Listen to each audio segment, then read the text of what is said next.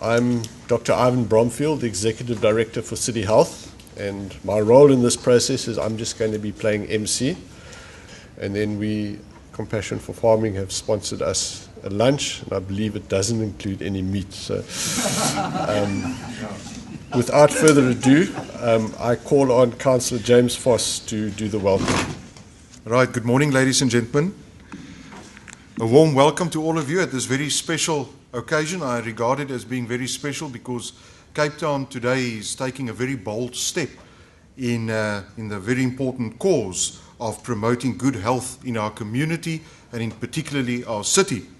Also a warm welcome to all of the important role players in the industry and specifically members of the media, because it's important that what we deliberate here today is extended far beyond only the City Council and what we do here within the four walls of the city domain, but in fact that we take it much further into our city and make it part of people's lifestyle and part of what people are doing out there in the communities.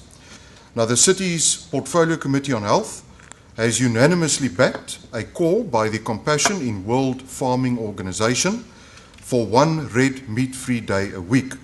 Now, the Compassion in World Farming approached the city's Portfolio Committee earlier this year, and they did a very informative presentation, and they showed us the cruelty in animals, or in cruelty in animal farming, and how the increasingly affluent population is putting the earth under strain, and also that livestock results in a high proportion of greenhouse gases.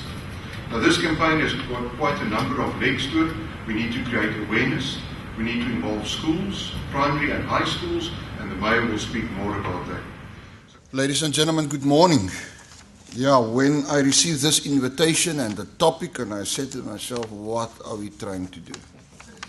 But at the end of the day, looking at my own personal situation, about a year ago, I visited my doctor, and doctor doing all the necessary tests, and the first comment is, Dan Plato, I need to advise you, you eat a little bit too much red meat. And I said, Doctor, how the devil can you do a thing like that to me? We're growing up with red meat, and you love your chop and your braai vleis and things like that. But at the end of the day, I've got some good news for you.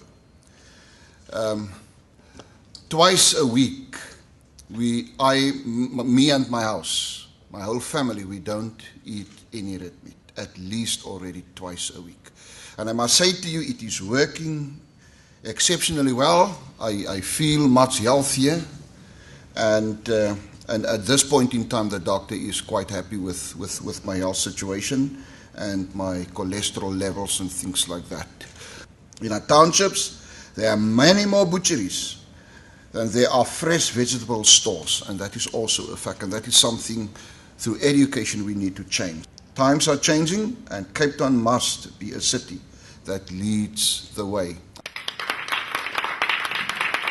Ladies and gentlemen, I, Thozizo Kufa, and my colleague Louise van der Merwe are honored by the confidence bestowed on Compassion in World Farming by the Health Portfolio Committee to support and endorse this one meat-free day initiative. With global warming on everyone's agenda, we are beginning to understand our symbiotic relationships with all forms of life.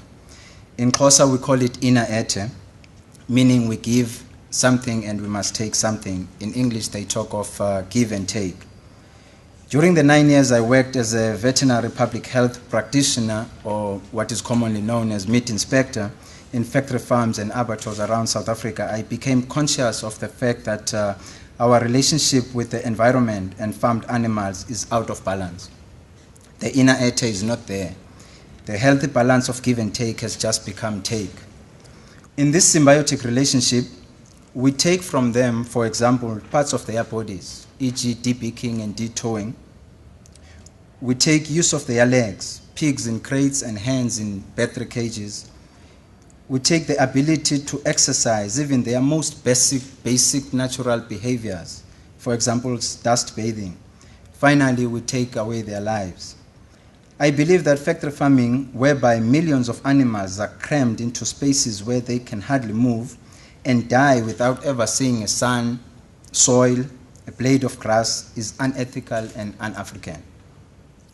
According to the United Nations, 1 billion people go to bed hungry, yet we divert 1/3 of the world's grain harvest to feed animals to make meat for well-off consumers. This is unsustainable. It is unbalanced. We have forgotten the fundamental truth in Ina Ete, the give and take. Today, I wish to thank the Health Portfolio Committee of the City of Cape Town for encouraging Capetonians to restore a balance into their diet by choosing a day in which to leave meat aside and enjoy fruit and vegetables instead. Thank you.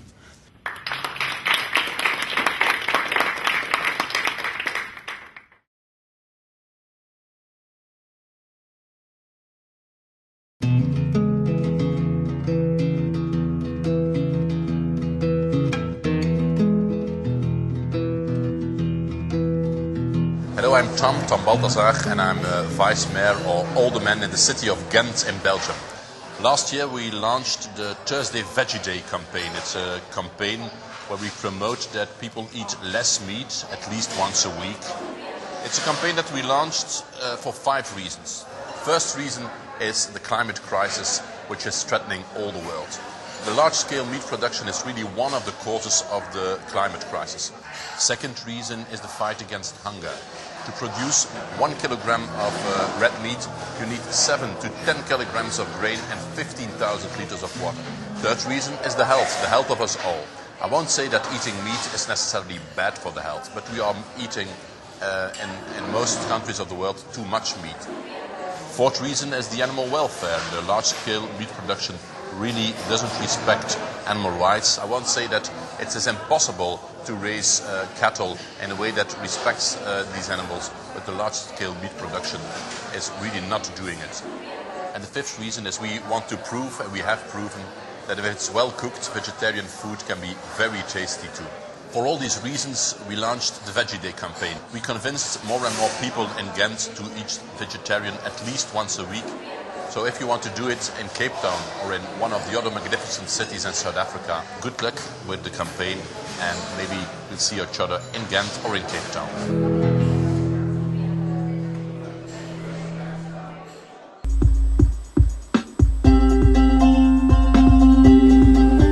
Congratulations, Cape Town, on your efforts to promote Meatless Mondays. I'm Sophie Maxwell, an elected member of the San Francisco Board of Supervisors, and we recently unanimously passed a resolution calling for Meatless Mondays. So I want to thank you for your efforts, and on behalf of sustainability, of human health, and the planet, again, thank you for your efforts.